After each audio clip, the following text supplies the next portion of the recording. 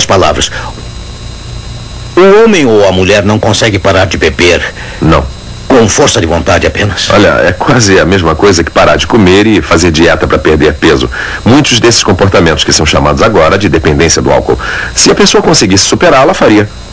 Quando a pessoa procura um profissional, acho que uma das coisas mais importantes que esse profissional deve fazer é deixar a pessoa saber que existe ajuda disponível além dos recursos dela própria. Qual você acha que é, então, o aspecto mais importante no tratamento do alcoolismo? Eu acho que o aspecto mais importante, primeiro, é deixar de negar que é um alcoólico.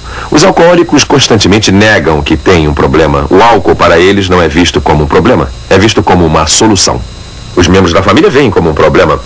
Portanto, assim que a pessoa deixa de negar, assim que ela toma consciência do fato de que tem um problema e que não conseguirá solucioná-lo sozinha, ela tem então que entender que existe ajuda. E que essa ajuda existe fora dela, porque se indicarmos a ela ajuda dentro dela, aí se sentirá desencorajada porque já tentou isso. Assim que a pessoa deixa de negar o fato e reconhece que existe ajuda, e eu gostaria de dizer que existe ajuda vinda de Deus, porque tendo Ele nos feito, Ele sabe o que é melhor para nos restaurar. Assim que a pessoa entende que tem ajuda disponível, já está no caminho da recuperação. Gostei de ouvir isso. Todos neste programa gostaram de ouvir isso. Diga-nos um pouco mais sobre a ajuda de Deus. O programa do alcoolismo tem, na realidade, duas fases. Uma delas é chamada de fase de desintoxicação. E esta é a fase onde a pessoa é colocada num quarto onde as luzes são suaves e onde lhe é permitido descer daquele estímulo artificial que chega em virtude do cérebro estar aberto. Este é o momento em que a pessoa faz muita introspecção. Ela começa a olhar para si mesma e uma das perguntas que faz a si é: por que faço isto com a minha família? Acho que é muito importante ela reconhecer que está perdoada, que Deus a perdoa. E, é claro, com a confrontação interessada, ela sabe que a família perdoou, o patrão perdoou. O próximo estágio, que é o estágio de acompanhamento, tem a ver com a pessoa fazer contratos consigo e com a família.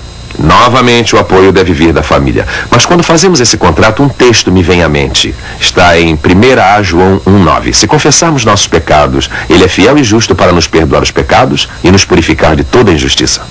De modo que o alcoólico deve reconhecer que não é capaz de se limpar sozinho. Mas, de fato, Deus pode fazer isso se ele confiar em Deus. E reconhecer o apoio da família e as orações por essa ajuda, ele vencerá. Obrigado por sua presença. Você enriqueceu o nosso programa hoje. Obrigado. Bem, espero que você saiba agora que existe esperança para o alcoólico.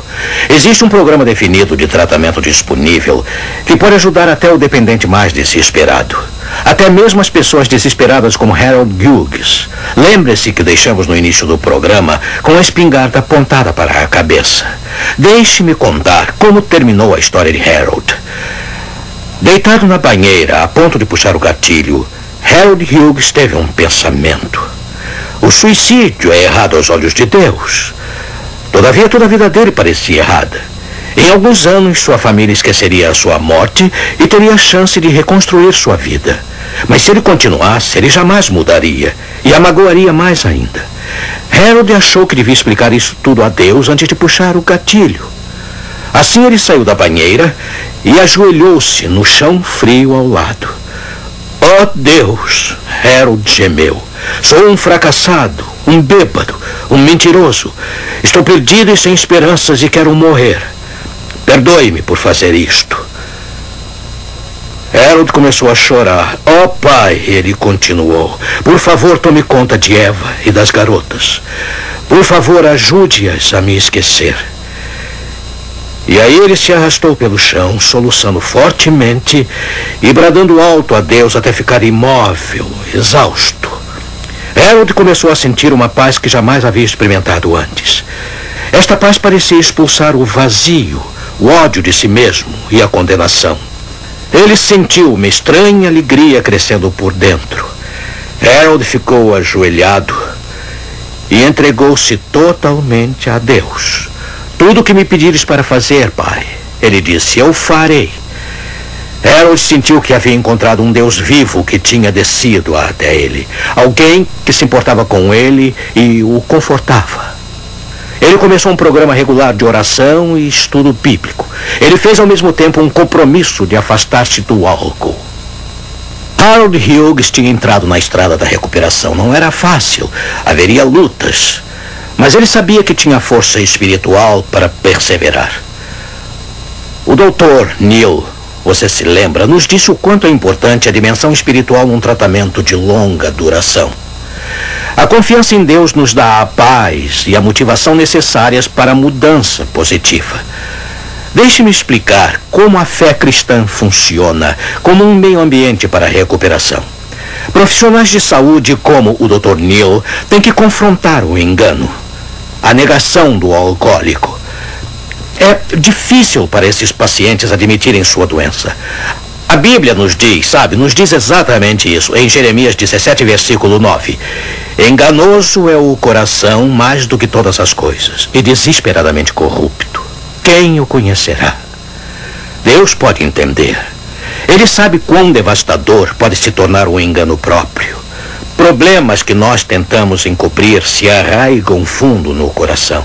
Portanto, ele insta as pessoas, como vemos em Tiago 5, versículo 16. Confessai, pois, os vossos pecados uns aos outros, e orai uns pelos outros para serdes curados. Temos que admitir a doença interna. Este é o primeiro passo crucial no sentido da recuperação. Aceitar o problema. Assumir a responsabilidade por ele. E uma vez com o problema inteiramente revelado, se buscarmos honestamente ajuda, podemos começar o processo de cura.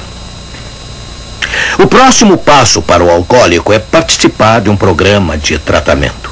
Ele tem que se tornar um participante ativo em sua reabilitação. Ocorre o mesmo na vida cristã, sabe? Pede-se ao cristão que ele se comprometa ao discipulado. Um programa de reabilitação do pecado. Através das disciplinas da oração e do estudo bíblico, ele é continuamente renovado. Ele adquire uma dependência totalmente nova. 1 Pedro 2, versículo 2 diz: desejai ardentemente como crianças recém-nascidas o genuíno leite espiritual, para que por ele vos seja dado o crescimento para a salvação. Um desejo do puro alimento espiritual substitui as antigas vontades incontroláveis. E aí uma disposição de encontrar-se com outros para aconselhamento e apoio é também importante para a recuperação do alcoólico. As escrituras enfatizam este aspecto da cura repetidas vezes. O escritor do livro de Hebreus nos aconselha no versículo 25 do capítulo 10, não deixando a nossa congregação, admoestando-nos uns aos outros. Confissão, compromisso, encorajamento. Estas são as chaves para a recuperação. Recuperação do pecado em geral e, como temos aprendido hoje, do alcoolismo em particular. Harold Hughes aceitou estes princípios quase em cima da hora. Mas ele agarrou-se a eles por sua vida e continuou uma bem-sucedida recuperação. Seu livro, Harold Hughes, O Homem de Ida Grove, publicado pela Chosen Books, conta sua notável história.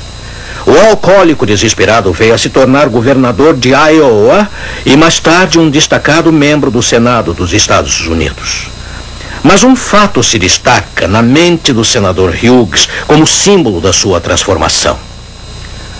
Mais importante do que todas as homenagens públicas que ele recebeu mais tarde foi um pequeno incidente que ocorreu logo após a sua entrega a Cristo.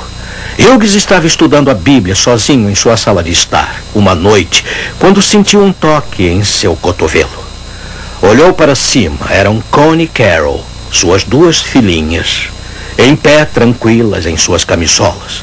Elas haviam mudado tanto e ele havia perdido bastante. Aí Carol, a mais jovem delas, disse: papai, viemos lhe dar o beijo de boa noite. Os olhos do pai encheram-se de lágrimas. Fazia muito tempo que suas filhas não vinham abraçá-lo. Agora os seus lindos olhos claros não demonstravam temor. O papai tinha vindo para casa, finalmente. Oh, amigo, você já encontrou o caminho para o seu lar. Você ainda está lá fora vagando no escuro. Talvez alguma coisa tão grande quanto o álcool esteja empurrando você para a morte. Ouça, você pode ir para casa. Acredite, por mais desesperançado que você possa se sentir, por mais vezes que você já tenha fracassado, há um caminho para casa. Existe uma saída da sua prisão. Por favor, não tente ficar encobrindo. Por favor, busque ajuda e entregue-se totalmente a ela. Uma decisão por Cristo pode iniciar a sua recuperação na estrada da recuperação neste momento. Vamos orar. Meu Pai, obrigado, Senhor, pela mudança ser possível. A vitória, quando estamos fracos e vulneráveis, é possível através de Jesus Cristo, nosso Senhor. Permita que todos que assistem a este programa sejam fortalecidos para afastar-se da derrota enganosa para a vitória grandiosa. Pegue-nos pela mão e nos conduza para o lar. Pedimos em nome do Salvador Todo-Poderoso e Compassivo. Amém.